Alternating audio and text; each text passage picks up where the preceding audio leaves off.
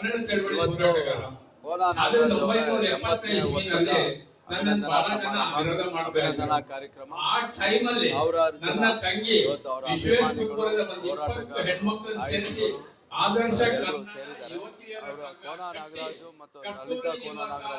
ಚಿತ್ರವನ್ನು benefit show Sagar ಟಾಕೀಸಲ್ಲಿ ಹಾಕಿ ದೀಪಿಕ್ ಆದರ್ಶ ಕನ್ನಡ ಯುವತಿಯರ ಸಂಘ ಈವಾಗ ಬೇಕಾದ ಸಂಘಗಳಿರ್ಬೋದು.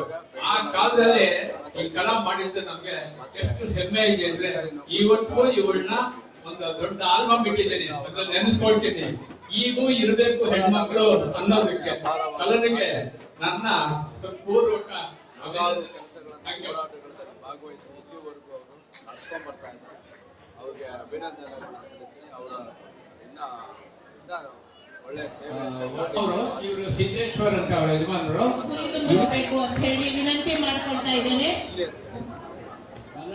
ಅಭಿನಂದಿಸ್ತಾರೆ. ನಮಸ್ಕಾರ. ದೇವರು ಒಳ್ಳೇದು ಮಾಡಿ ತಾಯಿ ಭುವನೇಶ್ವರಿ ಅವ್ರಿಗೆ ಆಶೀರ್ವಾದ ಮಾಡಿ ಅಂತ ನಾನು ಕೇಳ್ಕೊಂಡು ಕನ್ನಡದ ಹಿರಿಯ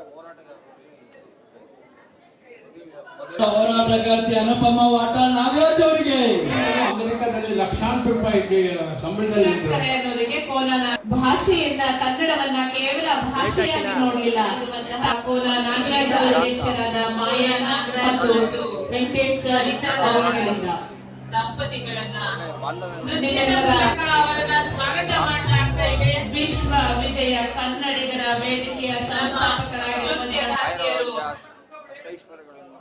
ವಯಲಿನ್ ನುಡಿಸುವ ಮೂಲಕ ಲಲಿತಾ ಕೋನ ನಾಗರಾಜ್ ಅವರಿಗೆ ಕನ್ನಡ ಹೋರಾಟ